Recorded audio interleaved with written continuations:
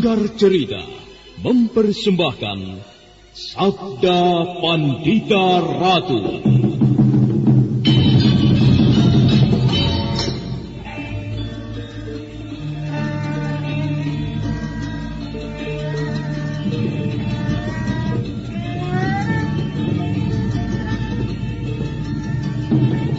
Kureguk anggur Mahadewa, kucicipi madu sabdanya. Bumi ku remas dalam genggamanku, matahari dan rembulan ku telan dalam perutku. Kendedes, sukmamu telah kuraih, nafasmu ku senggama di bulan merah. Ku jelang cintamu, ku seret melanglang maya pada bak nirwana para dewa.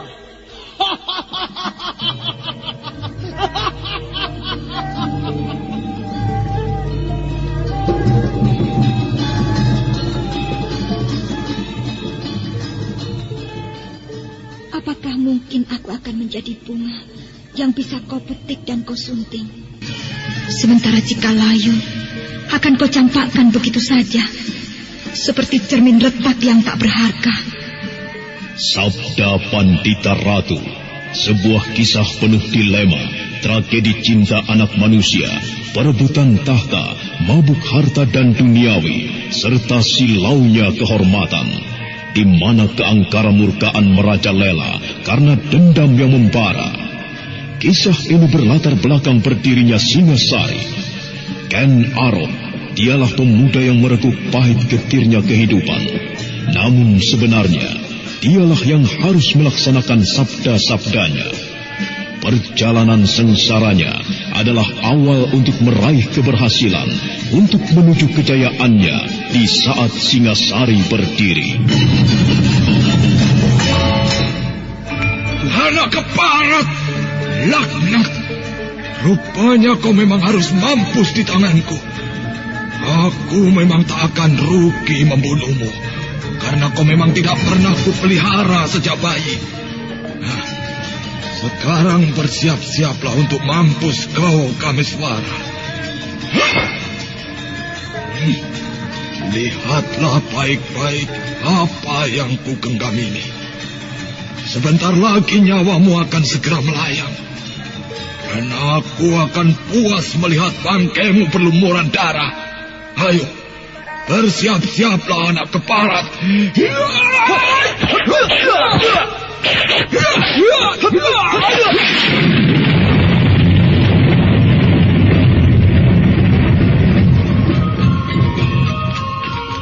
Sabda Pandita Ratu, naskah ditulis oleh Pondra Swasti Langit, diolah oleh Agus Nur Ismail, didukung oleh artis-artis terkemuka, Ferry Fadli, Eli Ermawati, M. Abud, Ivona Rose, dan lain-lain. Teknik dan montase, Ibing Arifin, dengan sutradara Dian Pertiwi. Sabda Pandita Ratu kali ini mengetengahkan episode kelima dengan judul Rahasia Bunga Desa.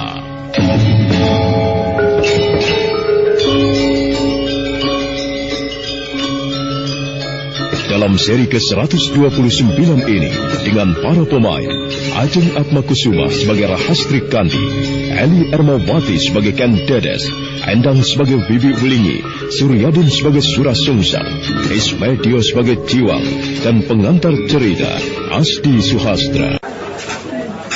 Ada apa sih, Yu? Dari tadi tak perhatikan kok mukamu kusut banget. Aduh, aku lagi pusing nih. Mamaku minta dicarikan channel YouTube yang ada Sandiwara radionya.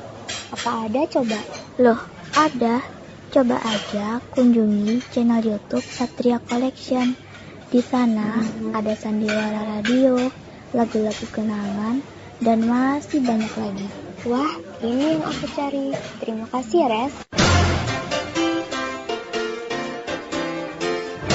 Mengenang masa lalu adalah hal yang sangat menyenangkan.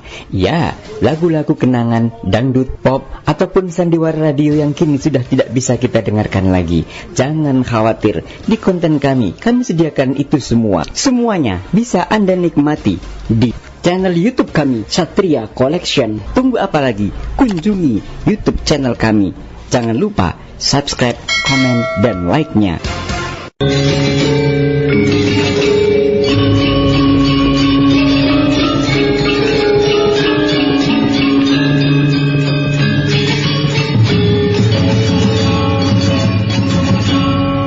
Ken Dedes benar-benar merasa iba melihat penderita yang dialami wanita itu. Dia sebenarnya masih kurang yakin kalau wanita muda yang berada di hadapannya sama sekali lupa dengan segala-galanya. Lupa dengan dirinya sendiri, lupa dengan asal-usul dirinya.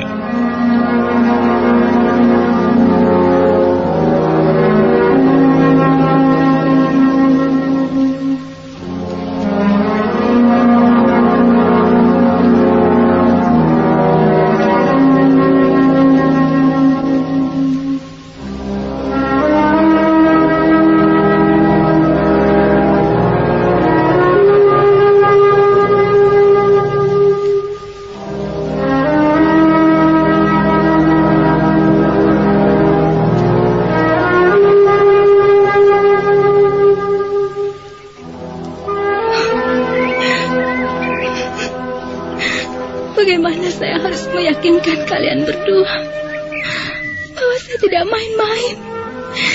Saya bicara apa adanya. Lagi pula, bagaimana saya harus membuktikan sementara saya telah lupa segala-galanya. Kenapa hal itu bisa terjadi terhadap dirimu? Aku sendiri tidak mengerti, Ken Dedes. Baiklah, kalau kau memang tidak ingat siapa dirimu dan juga asal-usulmu, sekarang aku mau tanya, kemana tujuanmu sebenarnya? Itu pun aku tidak tahu, Ken Dedes. Aku tidak pernah mempunyai tujuan kemana aku harus pergi dan melangkah.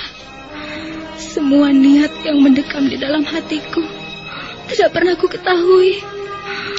Aku hanya melangkah sesuka hatiku saja. Aku sekarang sudah benar-benar seperti kerbau, dungu dan bodoh. Tolonglah aku, Ken Dedes.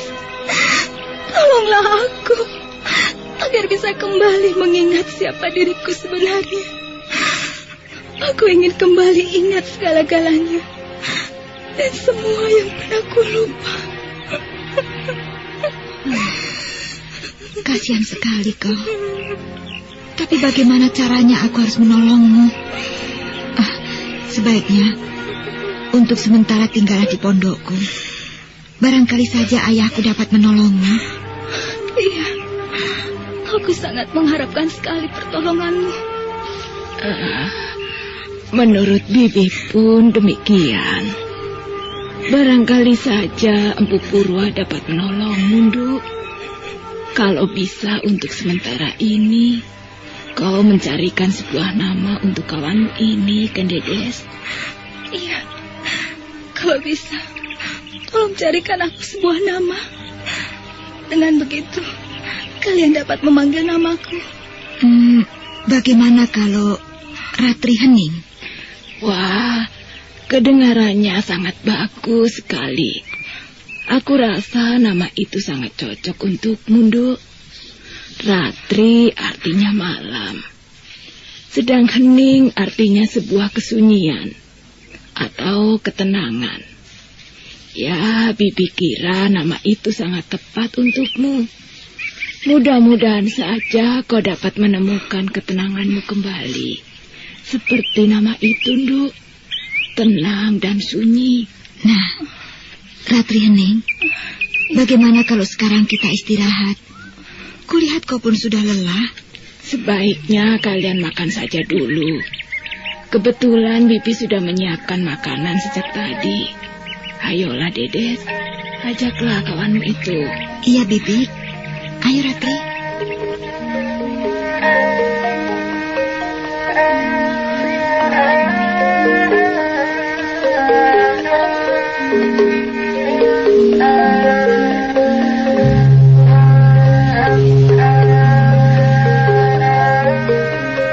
Matahari perlahan telah menapak di puncak singgasananya, sementara awan putih berarak mengiringi sinarnya yang membias ke setiap sudut tempat.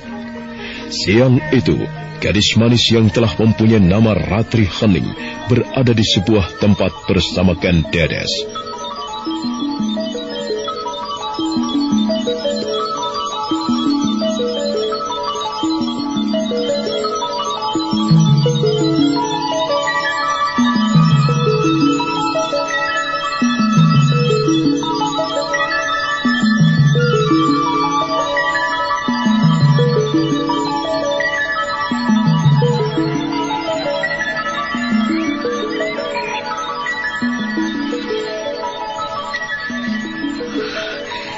Tempat ini sangat menyenangkan sekali.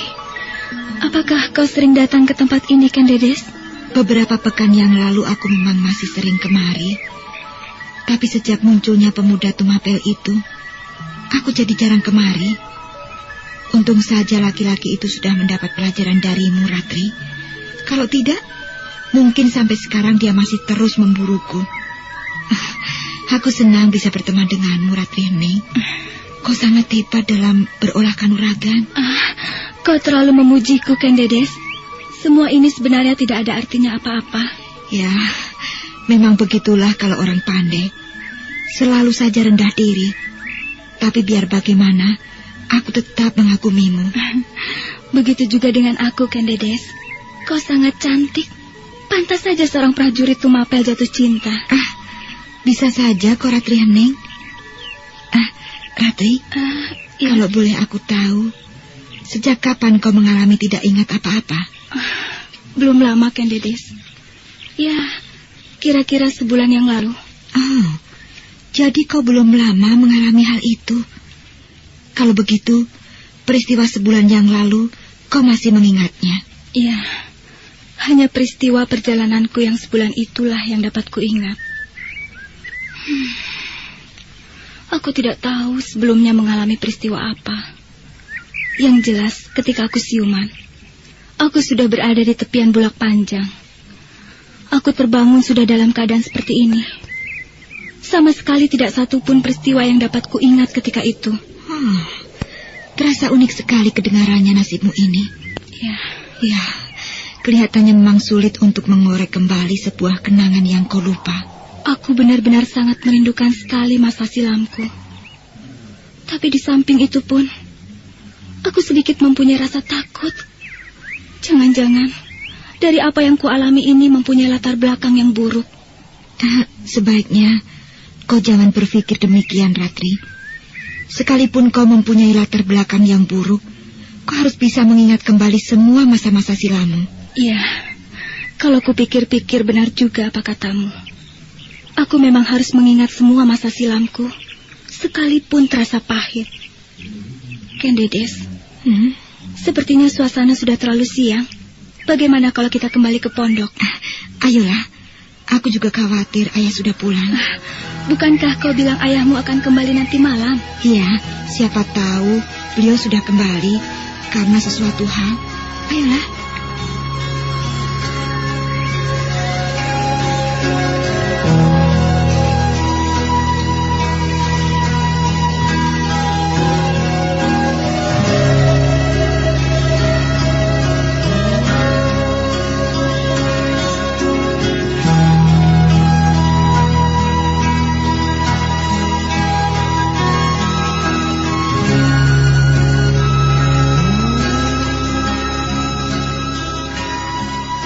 Keduanya segera meninggalkan tempat itu. Sementara itu Bibi Wlingi yang berada di pondoknya dikejutkan dengan kehadiran 3 orang laki-laki. Kemudian salah seorang dari mereka mendekati Bibi Wlingi.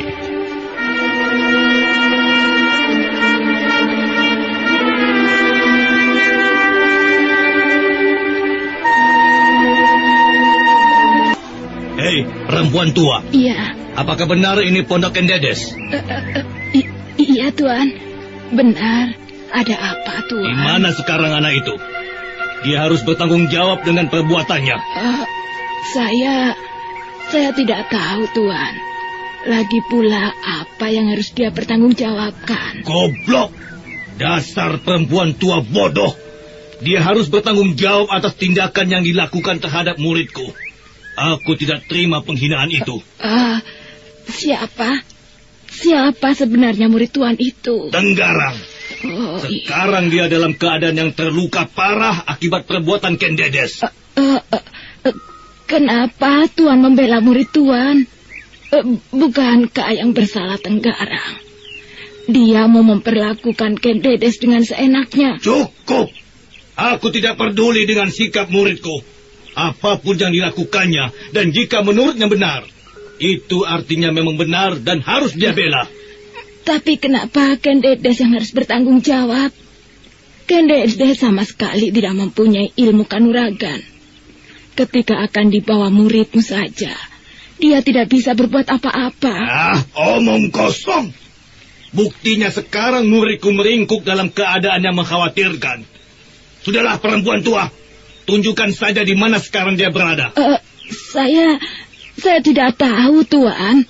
Sudah sejak tadi aku tidak melihatnya. Jangan bodoh perempuan tua. Katakan saja yang jujur kalau kau mau selamat. Tapi kalau kau mau cari penyakit, silahkan kau bohongi aku. Asal jangan menyesal akibatnya nanti. Saya benar-benar tidak tahu, Tuan. Untuk apa saya berdusta? Leparat. Anak-anak, geledah pondok ini. Seret anak itu kalau dia berada di dalam. Jangan. Kalian tidak bisa masuk sembarangan ke tempat ini. Apakah kalian tidak mempunyai tata krama kesopanan? Minggir kataku. Jiwang. Ya. Cepat geledah pondok ini. Oh, iya guru. Ayo, Markasa. Tunggu. Jangan. Kalian tidak bisa masuk sembarangan ke pondok ini. Diam kataku. Kau tidak bisa mencegah anak-anak buahku. Tempat ini harus digeledah. Ken Dedes harus ditangkap. Aku harus tahu macam apa perempuan yang telah mencelakai muridku. Dengan tubuh gemetar, Pipi Wlingi pun merapatkan tubuhnya ke sudut dinding. Tak berapa lama kemudian, dua orang anak buah Surasungsang muncul kembali.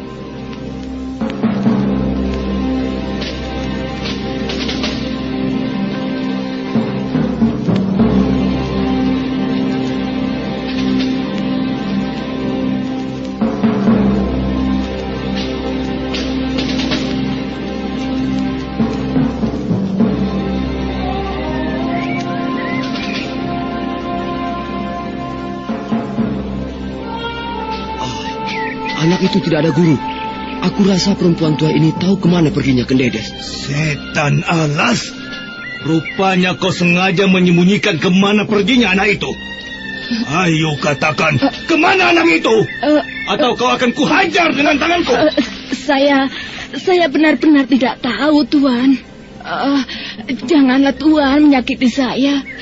Di sini saya hanya sekedar emban yang tidak tahu apa-apa. Emban bodoh! Rasakan ini.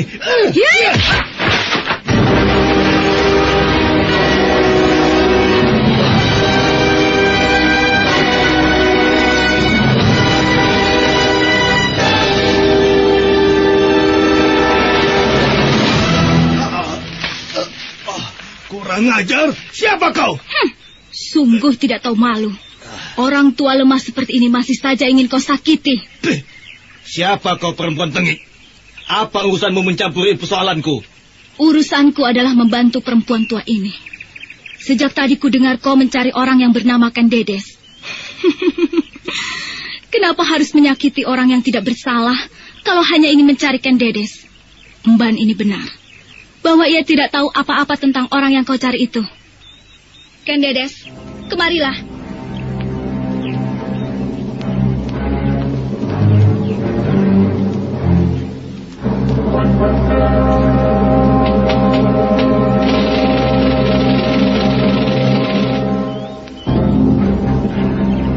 Jahanam. Jadi perempuan inilah yang bernama Ken Dedes. Oh, pantas saja muridku begitu tergila-gila padamu. Ternyata kau begitu cantik. Tapi sayang, kecantikanmu sebentar lagi akan menjadi milikku. Kalau aku boleh menebak, apakah kau guru Tenggarang? Ternyata kau pandai juga menebak. Kau sendiri siapa? Aku Ratri Hening. Dan kalau kau ingin tahu siapa yang telah mencelakai muridmu, Akulah yang mencelakainya. Jangan coba-coba melindungi temanmu, betina liar. Aku tidak melindungi temanku. Ken Dedes memang tidak mempunyai kepandaian ilmu kanuragan. Kalau kau ingin menyakiti dia, lawanlah aku dulu. Kalau kau sudah bisa menjatuhkan aku, silahkan kau ganggu dia. Keparat! Anak-anak, habisi perempuan ini. Jangan biarkan dia mengumbar mulutnya yang busuk. Ayo cepat, hajar! Ayo, Markasa!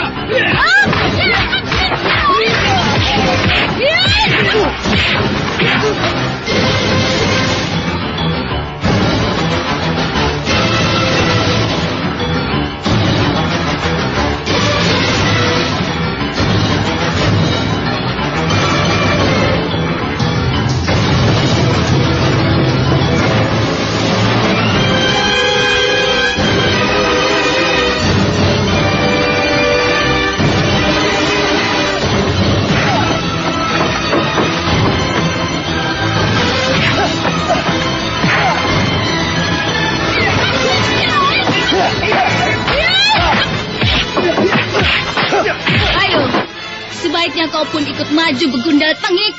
Jangan hanya anak buahmu saja yang harus menghadapi aku. Menghadapi anak buahku saja belum tentu kau sanggup. Apalagi menghadapi aku. Kau pikir aku tidak mampu menghadapi kecoa-kecoa seperti ini? Lihat, perhatikan dengan baik.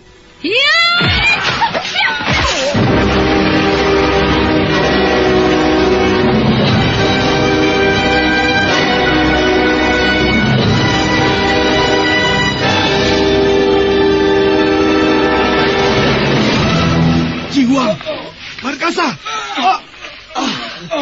Itulah, makanya jadi orang jangan sombong dulu. Ayo, sekarang giliran kau untuk maju. Aku tidak ingin kalian lama-lama berada di tempat ini. Ken Dedes, menepilah. Keluarkan seluruh kepandaianmu, setan betina.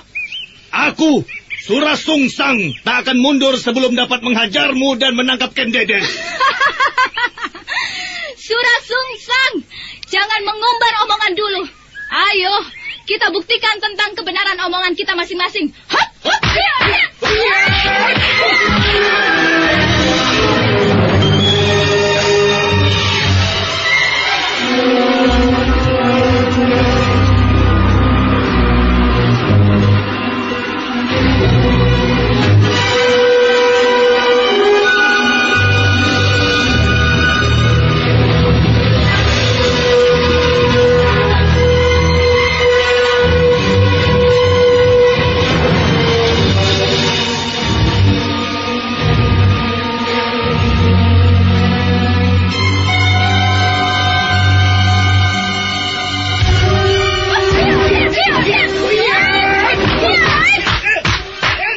Ratri Hening berkelit ke samping ketika Surasung Sang melontarkan pukulannya. Laki-laki setengah tua itu benar-benar geram dipermainkan seperti itu oleh Ratri Hening. Beberapa kali pukulan dan tendangannya luput, sementara Ratri Hening sendiri belum mencoba membalas serangan-serangan itu. Ayo, tunjukkan kepandaianmu. Jangan bisamu hanya berkelit dan menghindar saja. Aku mau tahu sampai sejauh mana tenaga pukulanmu, perempuan sial. Baiklah, kalau kau memang ingin merasakan pukulanku, terimalah ini.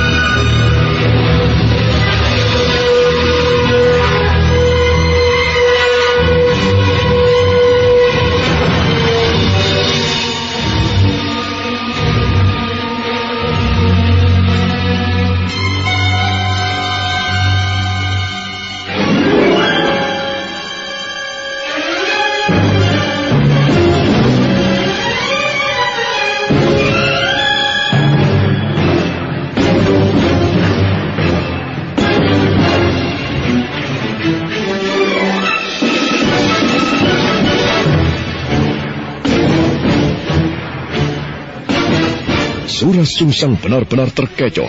Rupanya Ratri Hening dapat dengan mudah melontarkan pukulannya ke bagian dadanya. Seketika itu juga, tubuh laki-laki setengah tua itu tersungkur ke tanah. Sura Sungsang terus menerjang dengan garang, tapi pukulan dan tendangannya tak satu pun yang berhasil mendarat di tubuh lawannya. Sementara itu Ratri Hening yang memang menyadari kemampuan lawannya hanya berkelit dan menghindar saja. Dia sama sekali belum memberikan reaksi perlawanan yang berarti. Merasa dipermainkan seperti itu bukan main geramnya hati Sura Sungsang.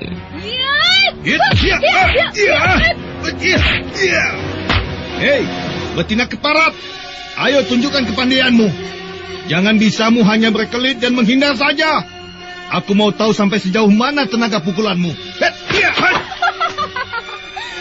Baiklah, kalau kau memang ingin merasakan pukulanku, terimalah ini.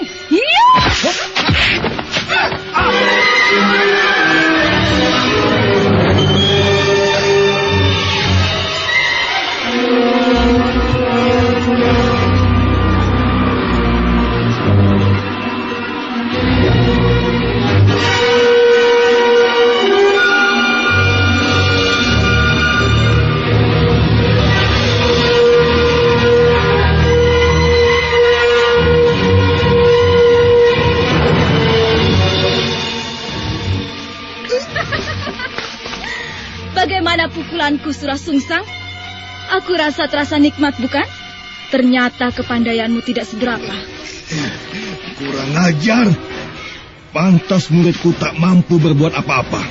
Ternyata kau mempunyai kepandaian yang cukup lumayan. Jangan memusungkan dadamu dulu. Ayo, kita lanjutkan pertarungan. Apakah kau masih sanggup untuk menahan pukulanku? Jangan banyak mulut. Hup, iya. Rupanya kau orang yang termasuk darah tinggi. Mudah sekali marah jika menghadapi sebuah kegagalan. Hop! Sura Sungsang, sebaiknya cabut saja pedangmu. Percuma kau menghadapi aku tanpa senjata. Kau pasti tidak akan mampu merobohkan aku. Bicaramu semakin memuakkan saja. Iya! Semakin marah, semakin tidak karuan saja cara berkelahimu.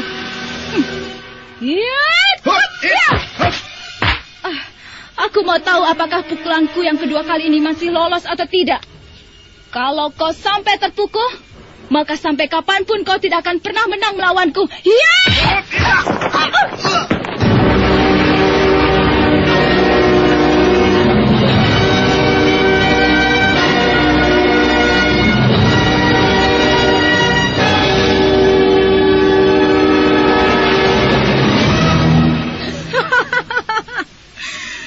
Sudah kukatakan sebelumnya, ternyata kau memang tidak mempunyai kepandaian yang berarti. 2 kali tersungkur, sama saja kau memang tidak mampu melawanku. Keparat, 2 kali kau membuat aku malu. Berarti kau harus menebus kekurang ajaranmu ini dengan nyawamu. Anak-anak, kepung iblis betina ini. Percuma, Sura Sungsang, percuma. 2 orang anak buahmu ini tetap saja tidak akan mampu melawanku. Apa yang bisa diandalkan dari mereka? Keduanya tidak lebih dari begundal-begundal bodoh. Jahanam kau!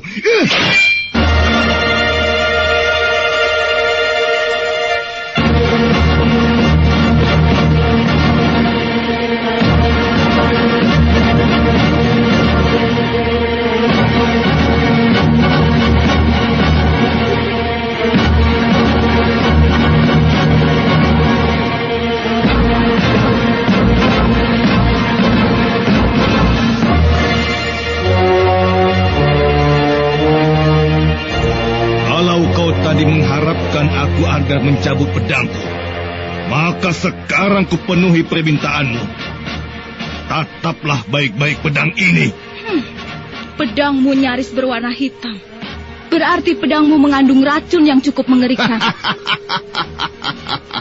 Bukan hanya sekedar mengerikan, tapi lebih dari itu. Sedikit saja kau tergores, maka seketika itu juga nyawamu akan melayang. Pedangmu boleh mengerikan, Kisanak. Tapi kau sendiri apakah mampu memainkan pedang itu? Kalau kau sendiri tidak mampu, maka jangan harap angan-anganmu untuk merobohkan aku dapat terlaksana. Ayo, buktikan permainan pedangmu. Aku sudah tidak sabar ingin mengetahuinya. Anak-anak, kalian minggirlah. Biarlah aku sendiri yang menghadapinya. Kalau tadi dia dapat membuatku tersungkur 2 kali, sekarang aku mau tahu, apakah dengan permainan pedang ini ia masih sanggup merobohkan aku. Hup!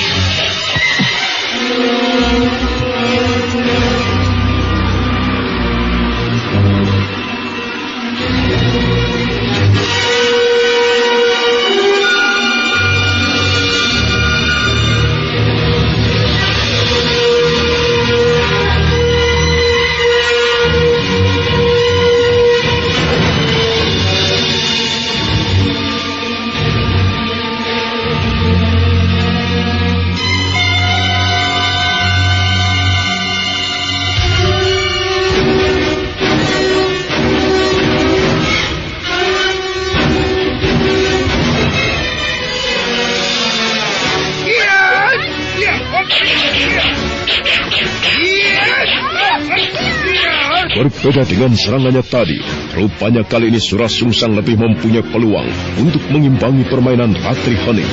Beberapa kali dia menerjang dan rupanya Ratri Hening sempat terjepit ke sebuah sudut. Namun sekalipun demikian, Ratri Hening tetap dalam keadaan yang lincah dan gesit.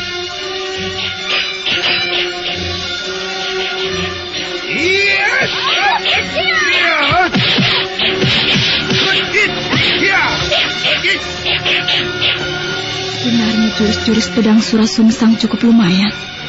Tapi sayang, gerakannya masih terasa lambat.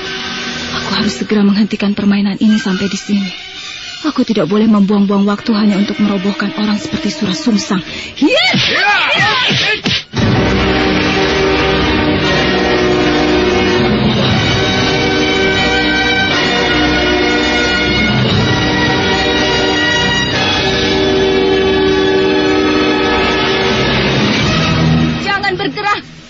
Atau kaki ini kutekan lebih keras lagi. Kita memang harus menghentikan perkelahian ini. Aku sudah jenuh melayanimu, manusia bodoh. Nah, kusarankan padamu untuk tidak datang lagi kemari. Kalau kau masih tetap datang, artinya kau akan berurusan denganku. Keparat, aku tidak terima perlakuan ini. Masih saja mencoba mengancamku.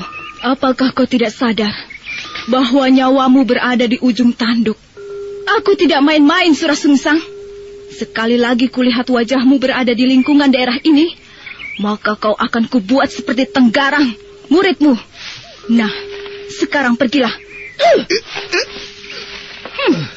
Apalagi yang kau tunggu? Cepat tinggalkan tempat ini. Setan, suatu saat nanti aku akan menuntut balas padamu, Ratri Hening. Ingat itu baik-baik. Ayo, anak-anak.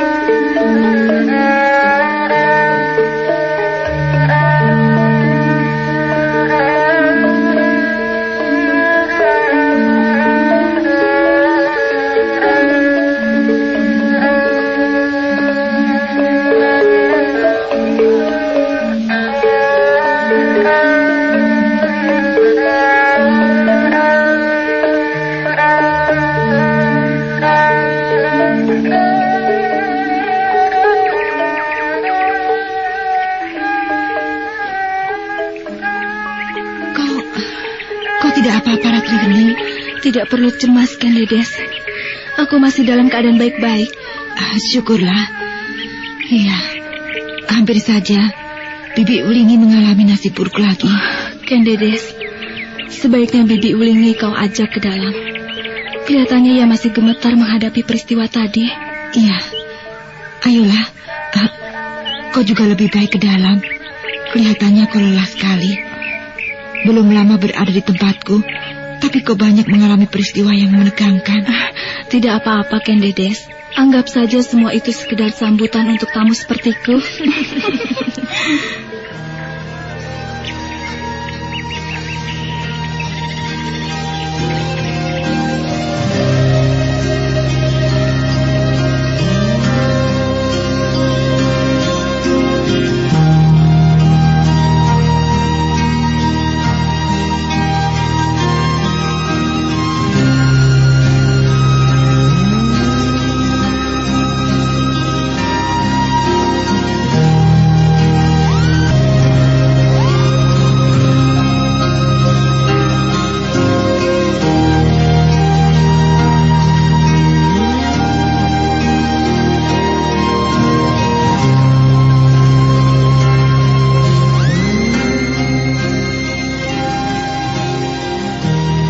Matahari perlahan mulai bergeser meninggalkan jejaknya.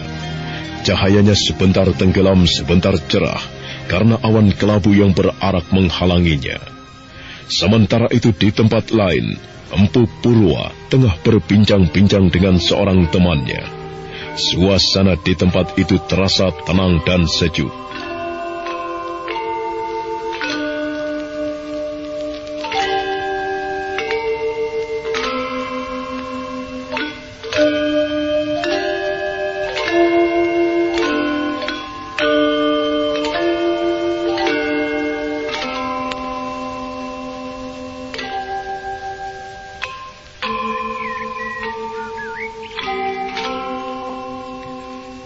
Sudah hampir beberapa pekan aku tidak berkunjung kemari. Sudah beberapa hari ini aku memang selalu sibuk, Kakang. Kau memang orang selalu sibuk, Adi. Berbeda denganku, yang hanya lebih banyak diam di rumah. Kelihatannya kau mempunyai persoalan yang penting, Adi. Iya, Kakang. Kedatanganku kemari di samping ingin bersilaturahmi, tapi ada juga yang ingin kutanyakan padamu. Mengenai apa? Mengenai anakku, Kakang. Ken Dedes maksudmu? Iya, Kakang. Ken Dedes. Iya. Anakmu tentunya sekarang sudah menjadi seorang remaja yang cantik. Ada apa dengan anakmu? Apakah dia mempunyai persoalan dengan seorang laki-laki? Atau terlalu banyaknya laki-laki yang mengejarnya sehingga kau kebingungan sendiri? Kakang, bisa saja. Bukan masalah itu yang ingin kutanyakan, tapi masalah keanehan yang dipancarkan anakku. Keanehan? Keanehan apa yang ada pada anakmu? Pertama, sudah beberapa hari ini ia selalu bermimpi bertemu dengan seorang laki-laki. Dan laki-laki yang hadir dalam mimpinya bukan hanya sekali atau dua kali saja hadir, tapi di setiap Ken Dedes tidur dan bermimpi. Dan yang kedua, kemarin malam kulihat keanehan lain ketika Ken Dedes tidur di luar. Tiba-tiba saja betisnya memancarkan sebuah cahaya yang menyilaukan. Oh, di betisnya, Di? Iya, Kakang. Oh, jagat Dewa Batara. Sungguh beruntung sekali kau. Ternyata anakmu membawa sebuah pertanda. Pertanda? Iya. Maksud Kakang? Anakmu membawa sebuah pertanda bahwa ia kekasih para dewa. Menurut sepengetahuanku, Di, ada dua orang pinilih yang membawa pertanda bahwa dia kekasih para dewa. Dan dua orang yang mempunyai pertanda itu bakal menentukan perjalanan panjang di tanah Jawa ini. Seorang laki-laki akan menjadi seorang raja yang besar. Sementara pertanda yang dibawa oleh seorang perempuan akan melahirkan keturunan-keturunan raja yang besar. Jika Kendedes benar membawa pertanda seperti yang kau katakan, artinya kelak di kemudian hari, anakmu akan menjadi istri seorang raja yang besar. Mendengar apa yang dikatakan oleh Brahmacari, tiba-tiba saja Empu Purwa terdiam sesaat lamanya. Ada perasaan heran yang mendekam di dalam benaknya, tapi ada juga perasaan bangga yang berkecamuk di dalam hatinya. Semua yang dipaparkan Brahmacari seakan-akan membuat Empu Purwa tak bisa berpikir banyak.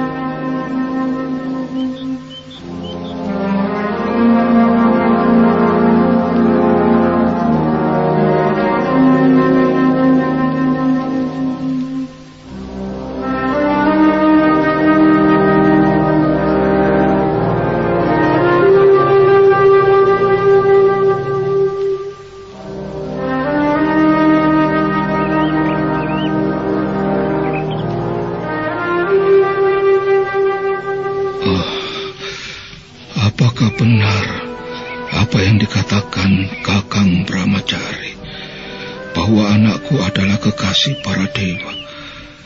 Oh, Sang Hyang Agung, apakah ini yang dimaksud dengan sebuah anugerah?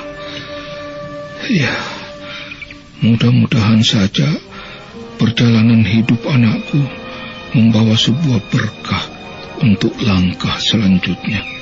Dan aku pun berharap segala apa yang dikatakan Kakang Brahmacari akan menjadi kenyataan. Tapi apakah mungkin Kendedes yang dari rakyat kecil akan menjadi seorang ratu? Rasanya tidak masuk di akal. Adik, apa yang kau pikirkan? Apakah ada sesuatu yang mengganjal di dalam pikiranmu? Iya, Kakang. Aku sepertinya kurang yakin dengan segala apa yang Kakang paparkan. Bagaimana mungkin Kendedes yang lahir dari rakyat kecil akan menjadi seorang ratu? Adik, aku hanya sekedar melihat apa yang nampak di dalam batinku.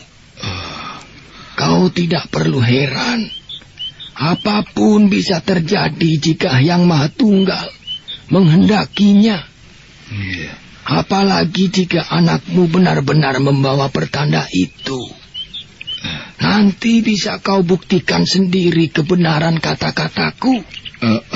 Kakang, bagaimana kalau Kakang datang ke pondokku untuk melihat sendiri bagaimana keadaan anakku? Iya, aku rasa itu lebih baik. Aku memang harus melihat sampai sejauh mana kelebihan yang dipancarkan anakmu itu. Kapan kita bisa berangkat ke sana, Kakang? Selesai istirahat, kita bisa langsung berangkat ke Panawijen. Sebaiknya sekarang kau istirahatlah dulu. Iya, baiklah, Kakang.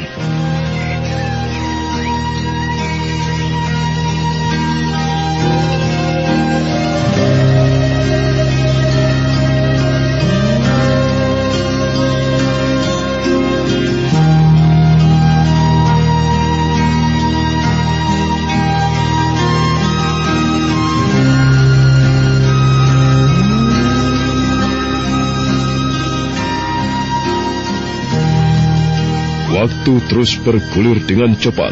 Tanpa terasa matahari sudah tergeletak dengan letih di langit barat. Cahayanya yang cerah mulai redup tersapu awan kelabu. Sore itu juga, Brahmacari dan Empu Purwa meninggalkan pondok itu.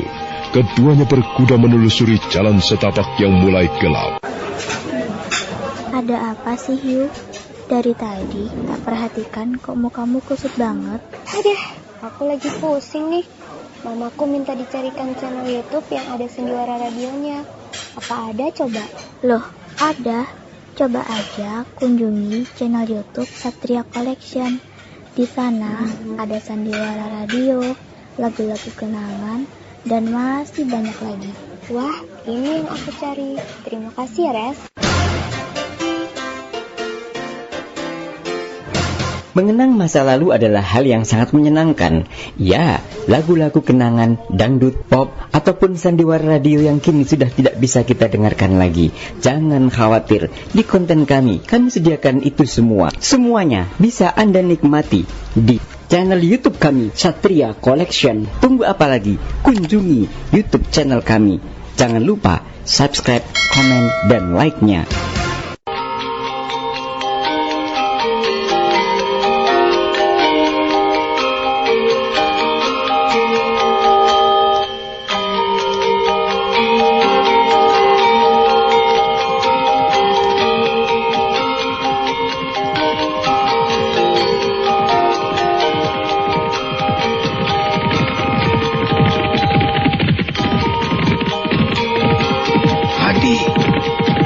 Sebenarnya aku pun sudah mendengar berita lain dari seseorang bahwa di daerah Padang Karautan ada seorang laki-laki yang pinilih.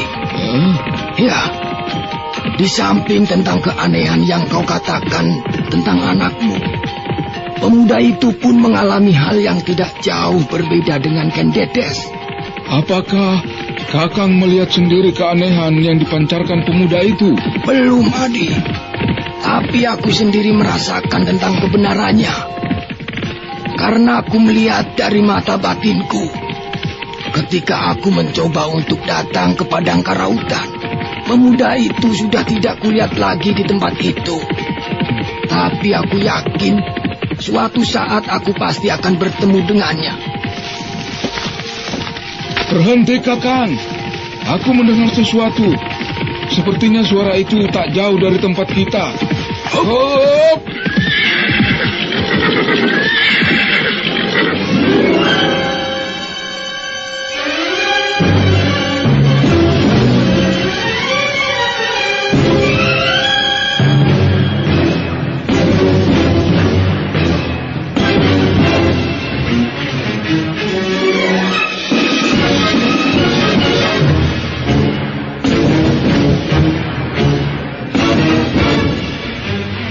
Dengan hati berdebar, Empu Purwa menyapu suasana di sekitar dengan tatapan mata tajam. Suasana di sekitar mulai gelap. Serangga malam mulai terdengar menambah ketegangan suasana sore itu. Nah, suara apakah yang didengar oleh Empu Purwa? Saudara pendengar, untuk mengetahui jawabannya, ikutilah kelanjutan kisah ini dalam seri berikutnya. Sampai jumpa.